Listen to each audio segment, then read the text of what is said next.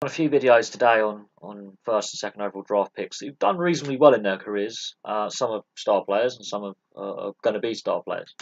But now we're looking at the career of Niall Yakupov, which is not pleasant reading if you're an Oilers, Blues, or Avalanche fan and you were hoping that he was going to be a star player. First overall draft pick in 2012, he's drafted by the Edmonton Oilers. He's thrown straight into an Edmonton Oilers side that needs players. They're not a great side at the time in 2012. Also, they get Ryan Nugent-Hopkins and Draisaitl, and eventually McDavid joins this side. So they've got some current star players now, but at the time, this was a side that was regularly struggling in the standings. The last couple of seasons, okay, they missed the playoffs last year, had an average season, hit and miss the season before, they make the playoffs. But when Yakupov's there, they never make the playoffs. He's never actually played a playoff game in the NHL. Anyway, he's drafted first overall. He plays 48 games in 2012-2013. He gets 17 goals, 14 assists, 31 points, 24 penalty minutes. Look, first, sometimes it does take a season or two to adapt. You can't sometimes be a star player off the bat.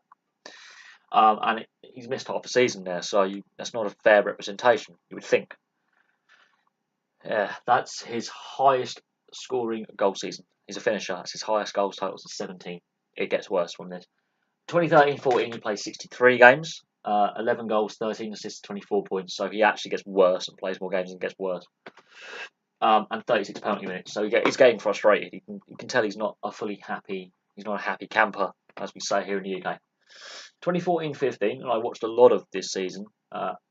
81 games played, 14 goals. So he bounces back a little bit and 19 assists. So he's contributing more. He's a bit more of a depth player, but he's contributing more in a very, very, very poor Edmonton Oilers side. They're very low in the standings. They're not getting a lot of wins. They are really struggling defensively. They're not getting enough goals, and he's chipping in. He gets 33 points. It's a bounce back to a point. It's still not. It's actually his best season to date. 18 penalty minutes. He's getting more ice time. He's happier. He's less frustrated. But you can tell the side is still a long way from where they want to be. They're not a playoff side. They're not even close to the playoffs. They're not even contending for the playoffs. They are a bottom feeder. Hence why they get 2015 Connor McDavid. This is Connor McDavid's first season. Yakupov plays 60 games. Now, McDavid's injured in this season as well, so there's a few injuries at Edmonton. It's not a great first season for McDavid because he has a broken collarbone. There's a few other injuries. He only scores 8 goals. When you only got McDavid in the side, Ryan Hopkins and Draisaitl all playing, and you only get 8 goals. 15 assists, so he can't contribute with his line mates, obviously. Only 23 points. He gets 24 penalty minutes. So his penalty minutes goes up. His point totals go down. His assists and goals go down. He's now really it's just terrible now. Edmonton decide to trade him. He goes to the Blues in St. Louis.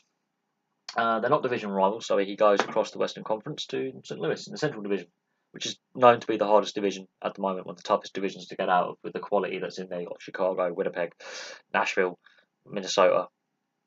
Goes to Colorado as well. And there's a lot of good sides that have either won the Stanley Cup a lot or done well in playoffs.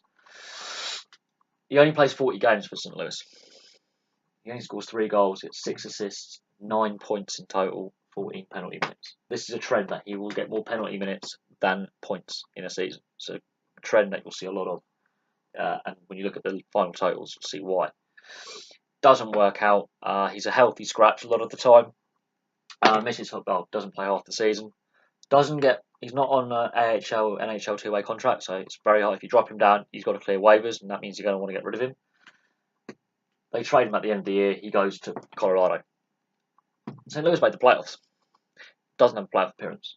Colorado, they make the playoffs this year, last season. Bounce back year for Colorado after the shocking 2016-2017 year. And they think, okay, we'll give Yakupov a go. We've seen him, on his day, he is brilliant. And yes, when he does get the goals and the assists on his day, and when he's actually on form, he's brilliant. He's too inconsistent. His consistency isn't there. He plays 58 games for Colorado. He gets 9 goals. It's actually all his goals come in the start of the season. He has a good start to the season last season. He gets 9 goals and 7 assists very early on. And then it dries up. He only gets 16 points in total and 26 penalty minutes. Yeah. Beginning of the season, it's a good start by Yakupov. You think he could do it this year. He's in a happy environment. He's positive. And it stops. He's a healthy scratch a lot of the time. Colorado make the playoffs after a really, really poor season the year before. They really bounced back, surprised a lot of people. No playoff appearance.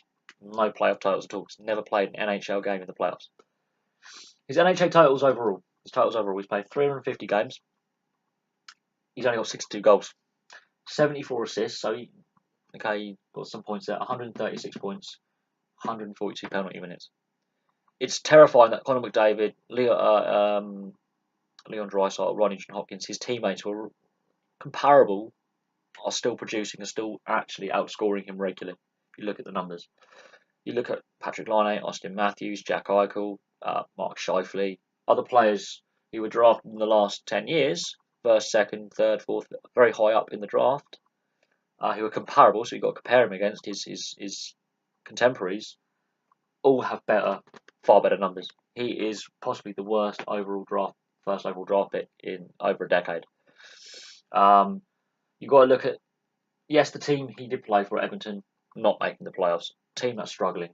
You can understand one or two bad seasons, but Connor McDavid, look how he's played in a team that's been struggling. Ronnie and Hopkins, more of a depth centre now, but look how he's been playing in a team that's been struggling. Look at Leon Draisaitl. They've all produced far better than Yakupov. So is it an attitude thing? Is it a confidence thing? Well, you go to a team that does make the playoffs, and, well, yeah. You go to a team that makes the playoffs. No playoff appearances on those teams. He's never really done it. If he was drafted, let's say second, third round, and he's a second, third, fourth line depth forward, yeah, these are good numbers. He's better be a first liner. He's a first overall draft pick. These numbers, crap. He's gone back to the KHL. He'll be playing for SKA St. Petersburg. His NHL career is done. This sometimes happens with European players. They really project well as youth players, and it doesn't happen. He had actually played a full season in the KHL before coming to the NHL, and hence he was drafted. He had a full season of playing against seasoned veterans in the KHL. It's a different size ice surface, but he had a full season, and he put up better numbers. His KHL totals for one season are pretty good.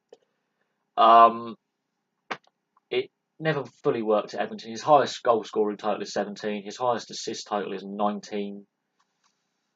They're just not good enough numbers.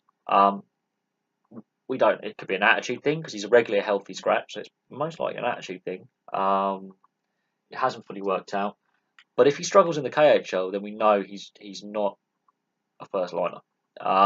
He was projected to be a star player, first liner, a sniper, a goal scorer, a new Ovechkin. Yeah. You can make your numbers up, but only 62 goals, 74 assists, 350 games for a first overall draft pick. Which means either Edmonton got their scouting terribly wrong, which they've managed to scout Connor McDavid, Ryan Hopkins, and Leon Draisaitl in recent years in drafted first, second, or third over in the top 5 draft picks. And look at them.